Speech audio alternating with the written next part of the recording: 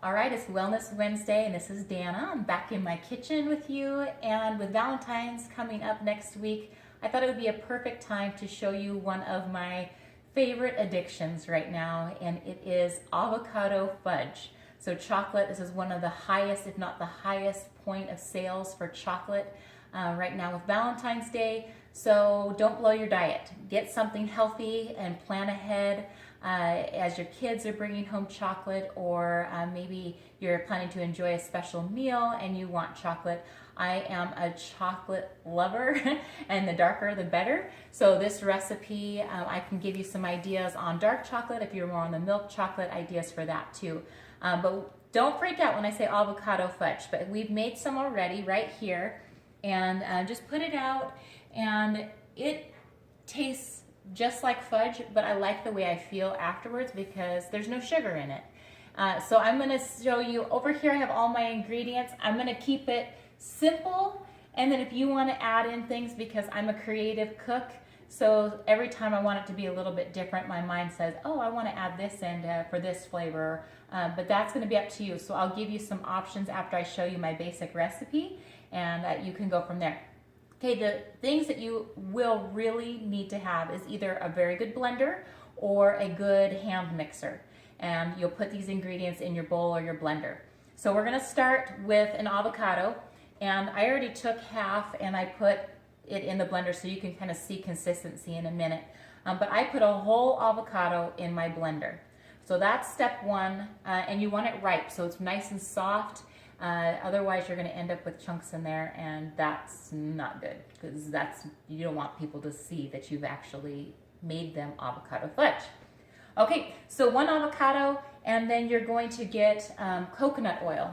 So we get ours at Costco, and this is empty because I used it for this recipe.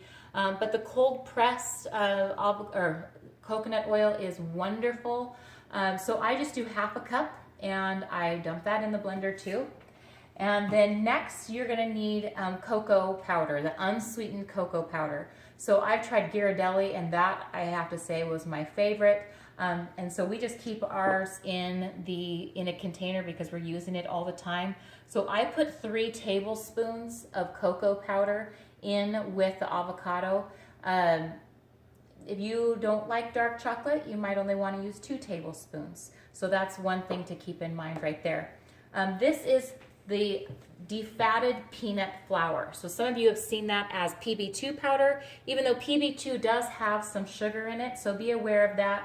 I just found Jif is carrying their peanut butter powder, which of course you're taking away so much of the fat and calories out of it, and this is just pure peanuts ground. There's no sugar in this, which I liked. So you can find that in a couple different places. We actually order ours off of Amazon. So I put 2 tablespoons of the peanut butter flour into the mixer as well, because I love peanut butter. So you can leave this out if you don't want that. While I'm eating fudge, I figure why not get some protein at the same time? So I have a whey isolate protein that is 1 gram of carb per serving, because we're going to keep it low carbohydrates, right? Because this is healthy. And I'll dump that in. Or I will say this, as a thriver, our lifestyle mixes work really well in place of the protein, because this is a protein mix, but you're getting prebiotic and probiotic and enzymes at the same time. So vanilla is awesome. I've tried chocolate as well. Haven't tried the strawberry, but like I said, my mind goes crazy thinking of options. So that could be used in place of the protein in there. So I dump that all in. You can keep it basic just like that, and those are your only ingredients, and you start blending. I'm going to show you now just a couple things that I like to add. No worries if it's too overwhelming to think about adding these things. I always add cinnamon. It takes it more like to a Mexican chocolate and that flavor. So I'll add probably half a teaspoon to this recipe. I do a dash of salt. Salt brings out flavors in anything. So I do a dash of sea salt in there. We just came from the Dominican Republic. So I picked up just imitation rum flavor, and that's the way I am flavoring today's avocado fudge. So about a teaspoon of the rum flavor. And then I did forget, so if we were to take back the video, we need stevia. We need a sweetener for our main ingredient. From this one, I'm using the sweet leaf stevia, And I found for the recipe that I'm showing you, I needed about 1 tablespoon of this. But each stevia is to different power, so you're going to play around with that as you mix it and probably taste it, and that's the joy of cooking, that you'll taste it to get it to the desired sweetness that you like.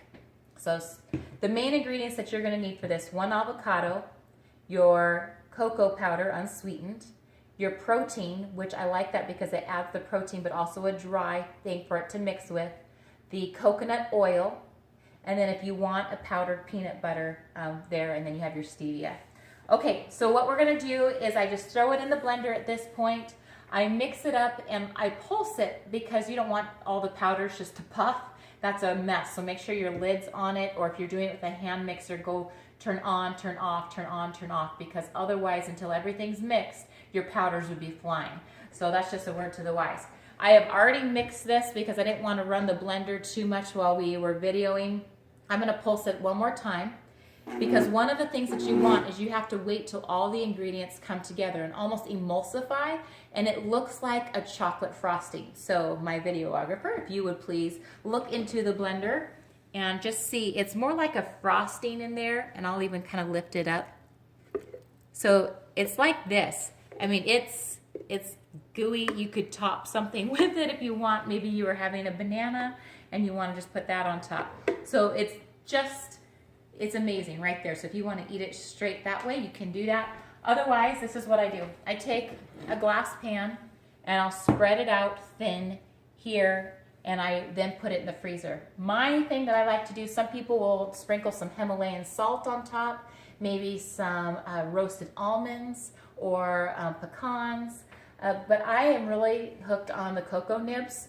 So I will, just sprinkle a few of these on top, and then I put it in the freezer, and I leave it in the freezer for about an hour before I cut them into slices. And so these here, you'll see that we had at the beginning, they do have the cocoa nibs on there, and they just turn out really pretty, and they're really enjoyable. So I'm just going to have one and enjoy. Happy Valentine's Day, and enjoy a healthy chocolate for me.